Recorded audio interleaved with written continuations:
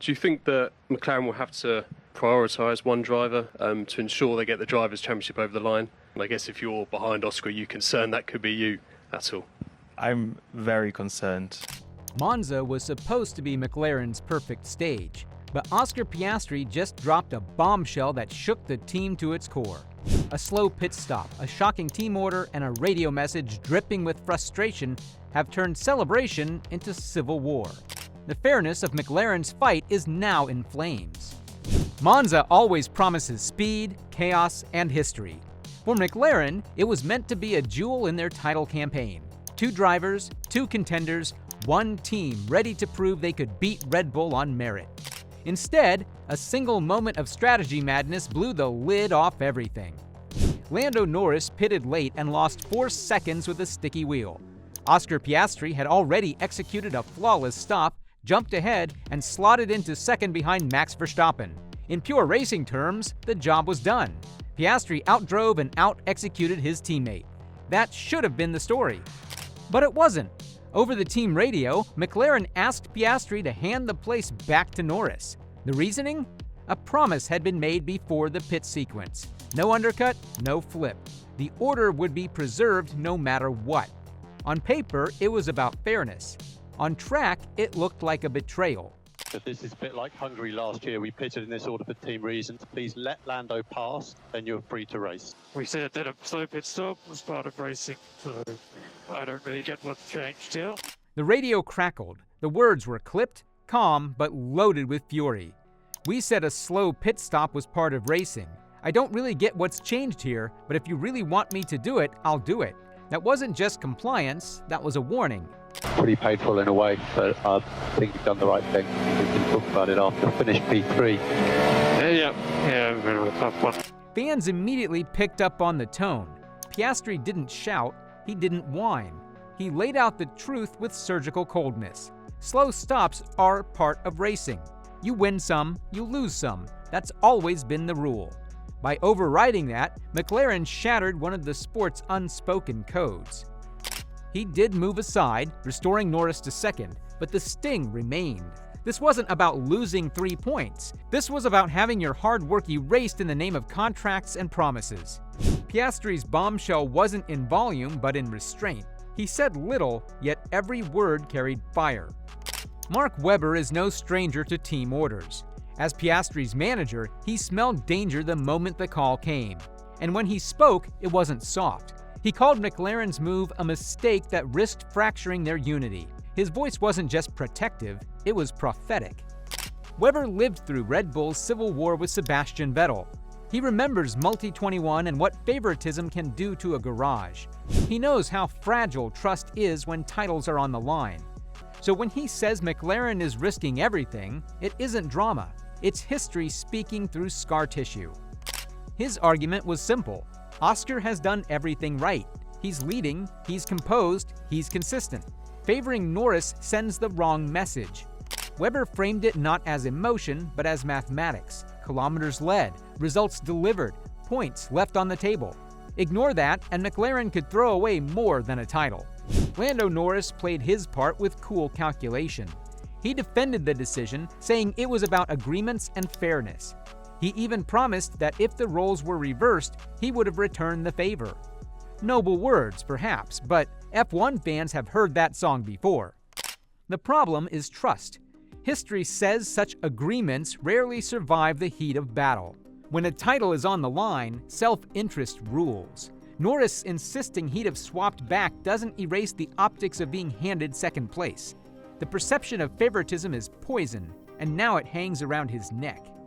For Norris, this was supposed to be proof that he can beat Oscar straight up. Instead, it looks like a gift. Every podium, every victory will now come with whispers. Did he win it, or was it handed to him? That shadow is almost impossible to escape.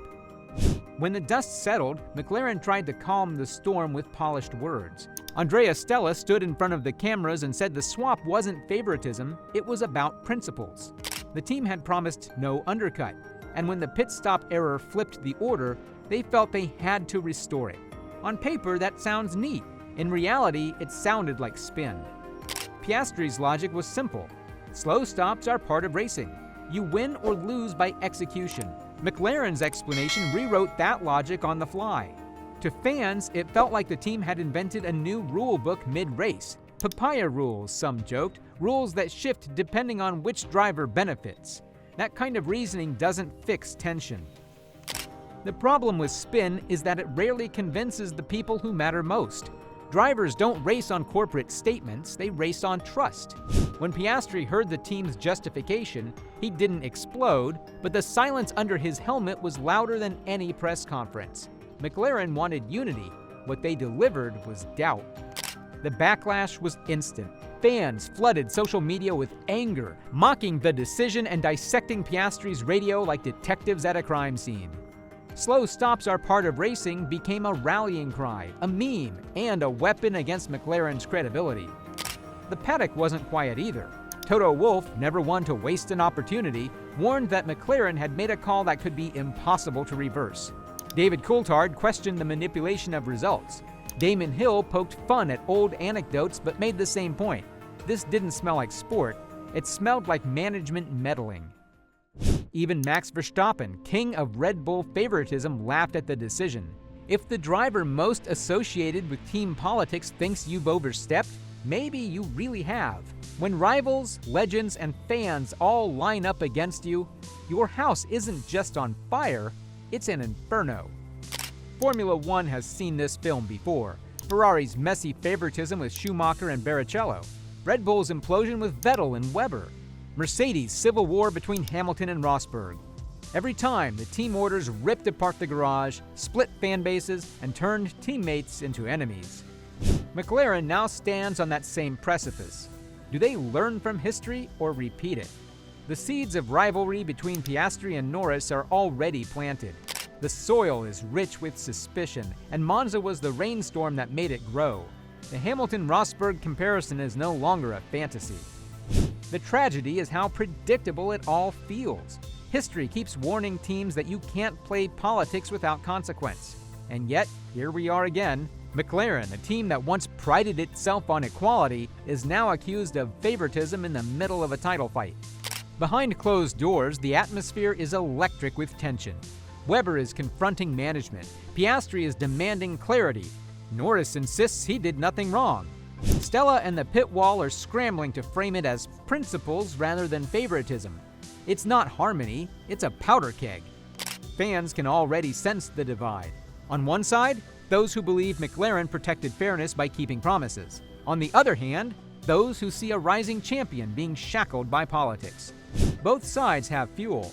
Both sides are convinced. And both sides are ready to turn Monza into the spark of civil war. The most dangerous part is perception. Once a driver believes he is being sacrificed, that thought never leaves. Trust fractures, communication breaks, every pit call becomes suspect. McLaren may insist they're united, but the crack is visible. And cracks don't heal under championship pressure, they split. Oscar Piastri is no longer the rookie. He's calm, he's lethal, and he's winning. 9 victories to his name already. He's tied Webber's career tally, surpassing Ricciardo, and is chasing legends. He knows his worth, and if McLaren won't back him, other teams will. Mark Webber has already hinted at the market. Red Bull could come calling. With Hamilton now at Ferrari and Mercedes having named a new team leader, the balance of power in Formula One is shifting fast. Ferrari would throw money at a proven young champion. Every option is open. McLaren risks losing not just a driver, but the future of their team. That's the bombshell beneath the surface. If McLaren keeps pushing Oscar aside for the sake of Norris, he could walk. And if he walks, he takes with him not just wins and points, but the soul of the team's next generation. The quiet ones don't shout, they just leave. Monza lit the fuse. Piastri's bombshell has shaken McLaren. The only question now, will this fire crown him or consume them?